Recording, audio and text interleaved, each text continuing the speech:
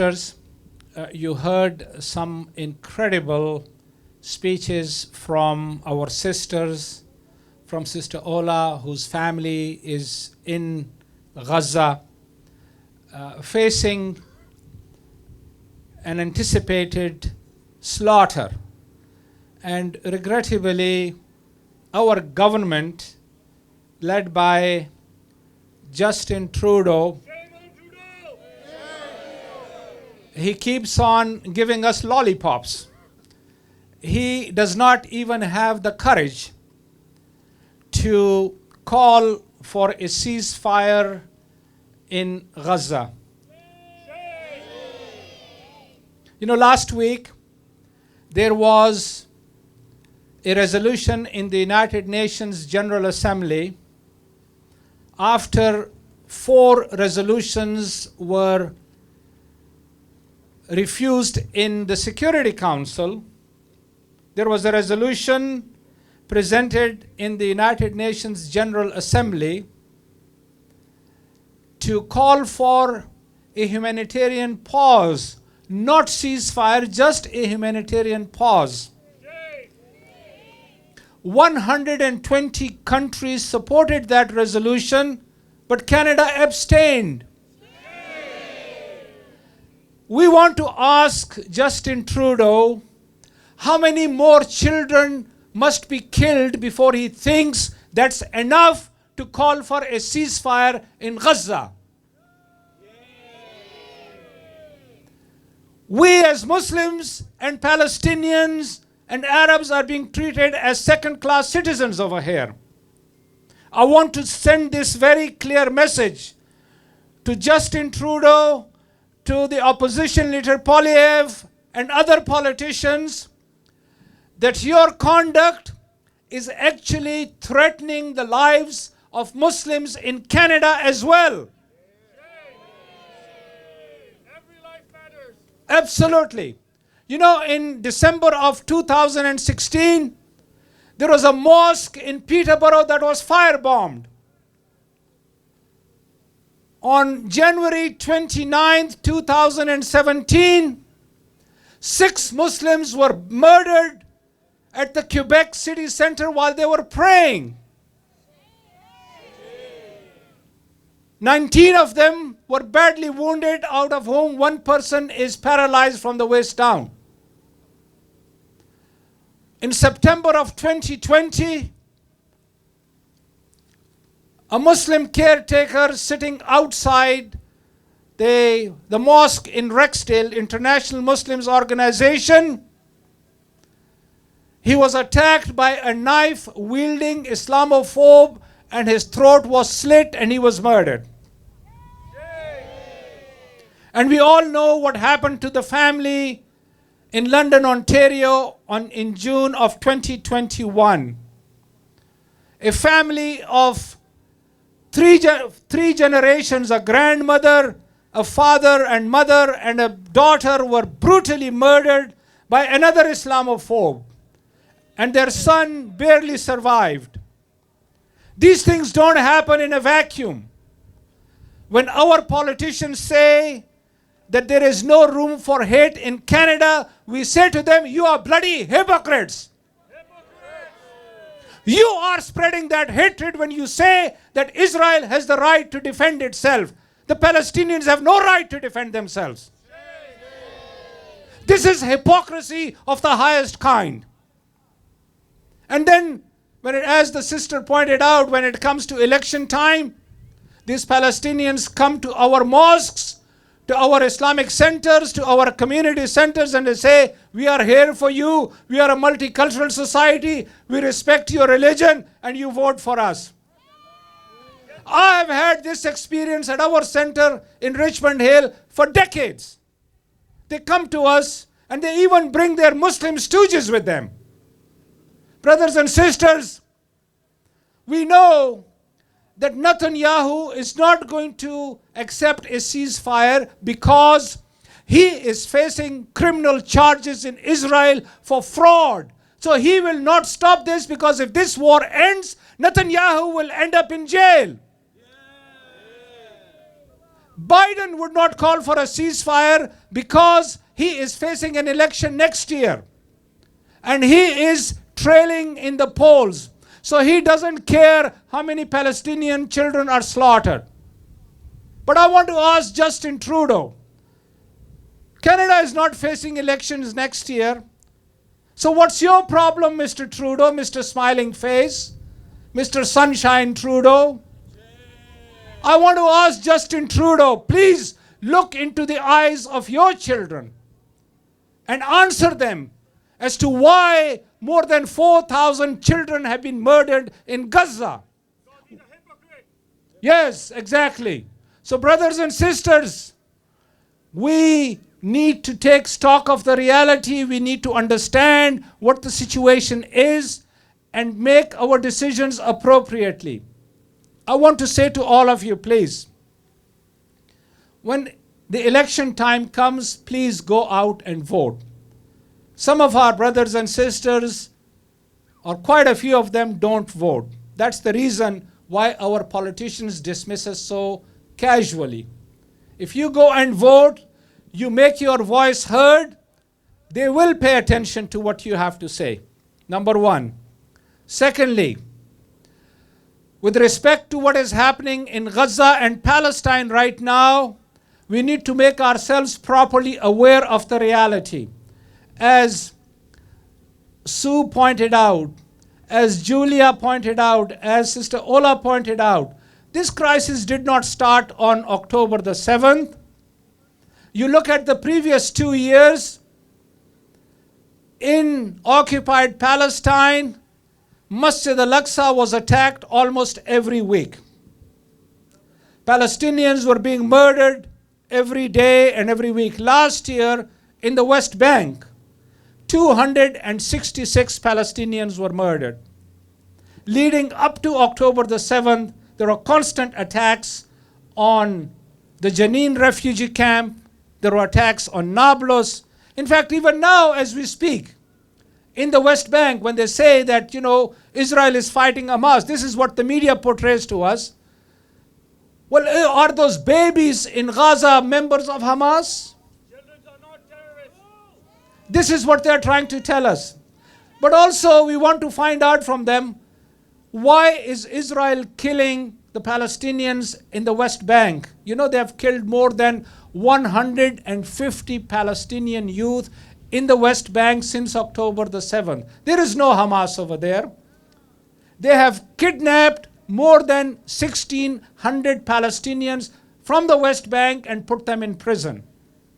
In fact, yesterday, the Israeli army and settlers stripped Palestinian youth and beat them in the streets of the West Bank. This is what they are doing to them. Before October the 7th, there were 5,200 Palestinians in Israeli prisons. These are people that Israel is holding hostage. And yet we are told, in fact, I was shocked, or I shouldn't say that I was shocked, when you hear some of these Zionists talk about the Palestinians. They say they are all terrorists, they should be wiped out. The Israeli defense minister said that these people are animals. He referred to the Palestinians. Human animals. Okay, we are going to accept this argument that they are human animals. We are going to ask them, could you please treat them as you would treat your animals, as your dogs and cats? Could you please? They won't even treat them like that. These people are racists and bigots.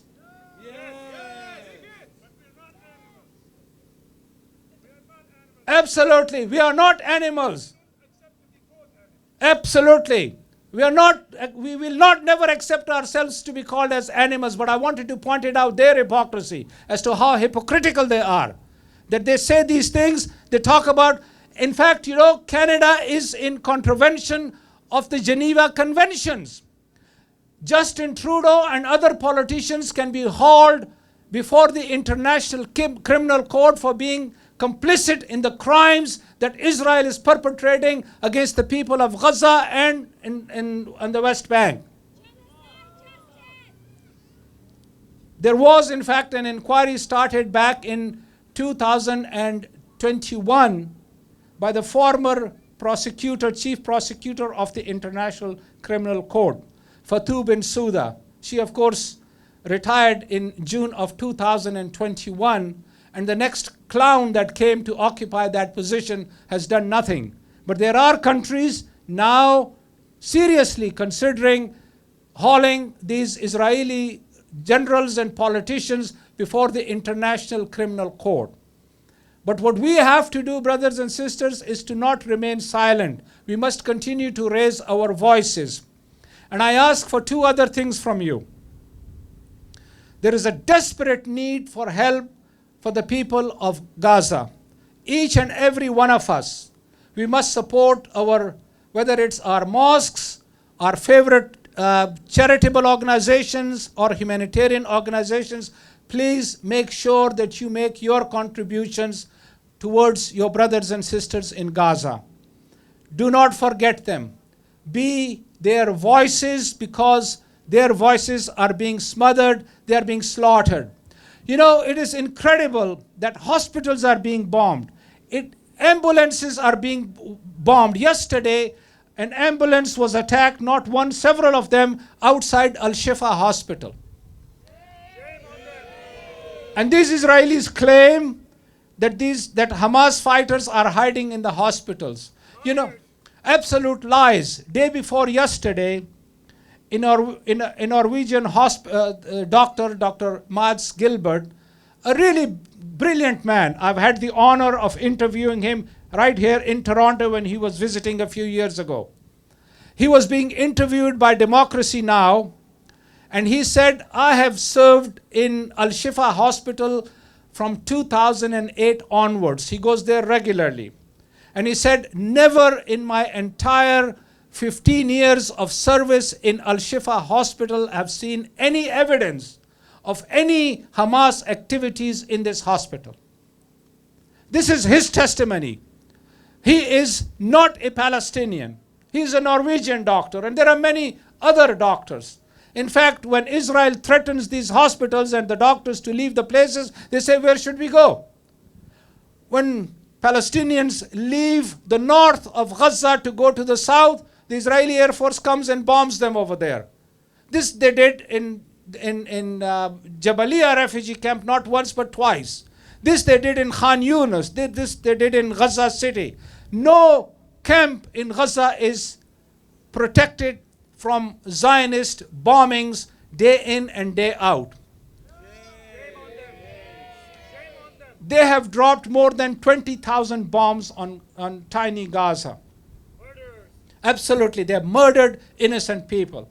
And the Palestinian people refuse to vacate their land because they do not want to suffer another Nakba as they suffered in 1948. It is their land. You know, when we look at history, as the sister pointed out, throughout history, the Jewish people have been persecuted in Europe, in Russia, in other lands. And whenever they were persecuted in other places, it was the Muslims that provided them shelter and refuge. We are proud and honor of our history. We have no conflict with our Jewish brothers and sisters. And today, these people are claiming that they are friends of the Jewish people. They are not. They are Zionists. And Zionists come in all colors and all shapes and all religions. Yes. There are Jewish Zionists, there are Christian Zionists, there are Hindu Zionists, and there are even Muslim Zionists.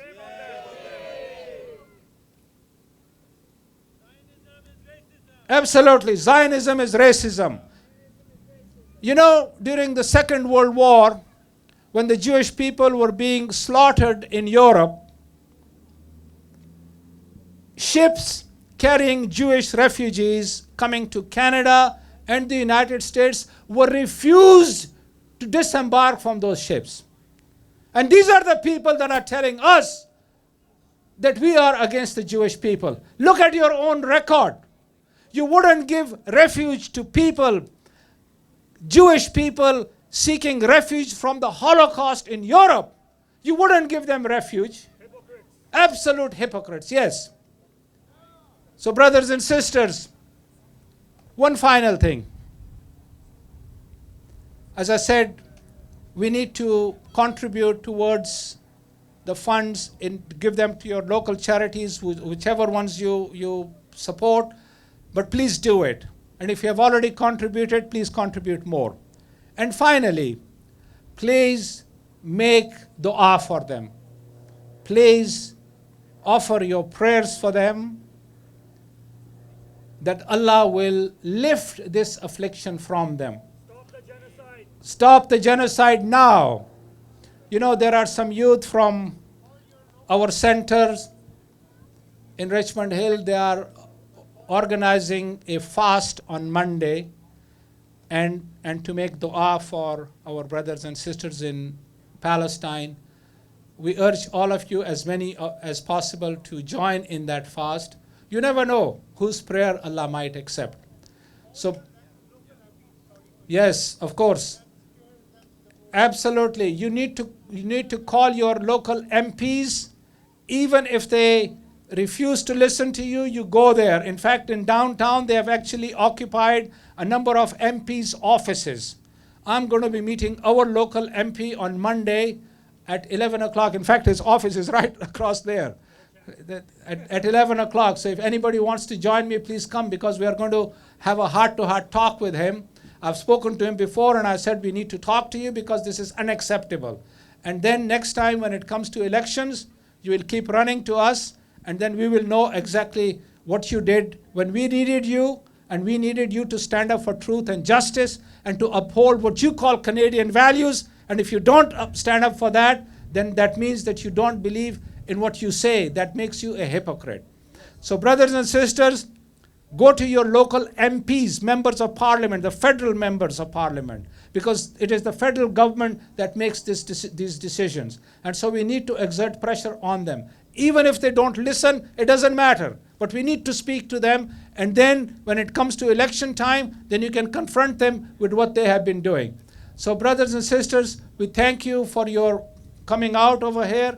You are really wonderful people. We appreciate your presence here. You have sent a very important message. And this rally is part of the larger effort of 100,000 march that is taking place all across Canada. Thank you very much. Assalamu alaikum wa rahmatullahi wa barakatuh.